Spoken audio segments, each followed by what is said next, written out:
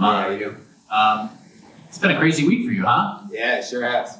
Yeah. So, yeah, I mean, when Michael Chandler says you're not here for a long time, you're here for a good time. I mean, you get a twister, and then 3 days later, you're booked to fight on a pay-per-view on a card a week after that. Like, what has the last 72 hours or so been like for you? It's been chill, honestly. I'm ready to get right back in there and scrap. You know, I got into that fight and I had no damage, and I'm ready to go again. You know. So we found out after you got the twister that Cody was out of the fight due to an injury, and yesterday we found out it was a done deal. When did this opportunity to fight Mario first come on your radar? Were you already talking to the UFC about this after your fight on Saturday? No, I was. We were actually having dinner over there at a sushi spot, and as we were having dinner, I'm looking down at my phone, and I seen that Cody is out, and I was like, you know, it'd be crazy, just hop in there and fight this dude. And then I was like, yo, and I'm with my manager. I was like, yo, hit up Sean to see if we can take this fight. And we just sat there and watched video on Mario Bautista, and it was a done deal, you know. Yeah, he's quietly flying under the radar. He's put together a really nice resume, but obviously you want to go there and win. But do you feel like this is kind of a win-win for you? Like, if you get a win, it's massive, and if it goes the other way, and you know, you at least showed the UFC you're as game as they come, and you know how much the brass loves that. Yeah, there's no pressure in this fight whatsoever for me. I'm going in there, I'm gonna have fun, but obviously I'm going in there for a win and dominant performance. How does this all play out? Like, what's the headline gonna read? The mom makes history. TKO in the first round. And last thing for me, obviously a big fight in the division, the main event, Aljamain Sterling defending the title against Sean O'Malley. Putting on the analyst hat, how do you see that fight going down? Who do you think leaves Boston for the title on Saturday?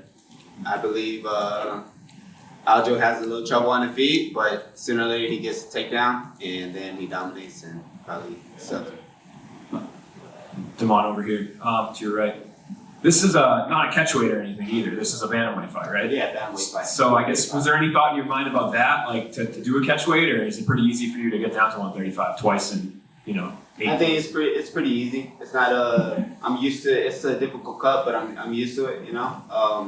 As long as I'm disciplined, then everything goes smoothly. Outside of like the old school tournament era of the UFC, this is the quickest turnaround that anybody's ever had. I think one other person has done the 7-day turnaround, but if you win, that's the quickest that there's been 2 consecutive wins outside of a tournament. So I guess what would that mean for you to have that UFC record in the modern era? Oh, it'll be incredible. Making history. What are the chances we see another twister tonight? It might be there. If the opportunity presents itself, I'll definitely get a twister. You know? Thanks, man. Thank you. Hey, tomorrow, really is. GLF. Yeah, we didn't expect to see you this week. When you decided to step up, was it because Mario was the opponent, or was it you would step up no matter who it was?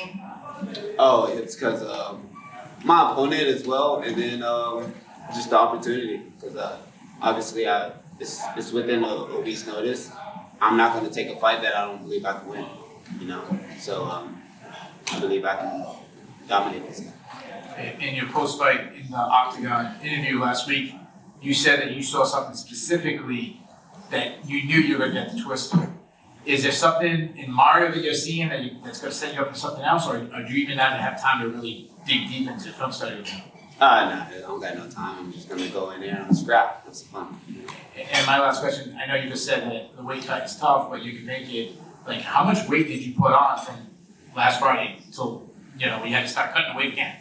I got up to probably like 55, and then my weight kind of just simmered back down. You know?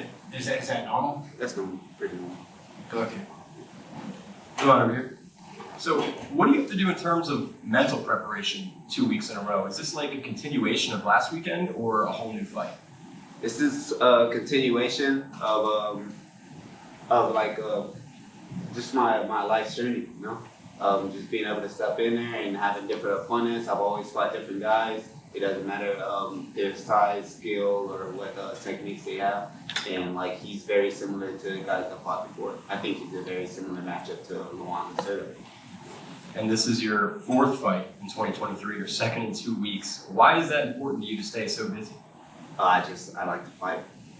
So let me fight. And then the last one for me. You start out in UFC 0-1-1. Now you're on a big 2-fight win streak, looking to make it 3. Did anything change specifically to change your success?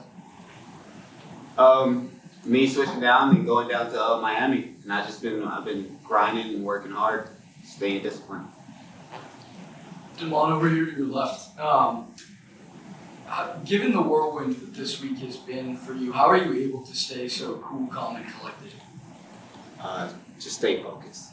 Focus on the prize, and that's me going in there and dominating and winning. And with the championship this weekend, and also a big fight between Pedro Munoz and Chito Vera, what do you think a win would do for momentum being on this pay-per-view for yourself? I think it puts my name in everybody's radar, and gets me a lot of respect. Thank you. Good luck this weekend. Thank you. Thanks, Mo.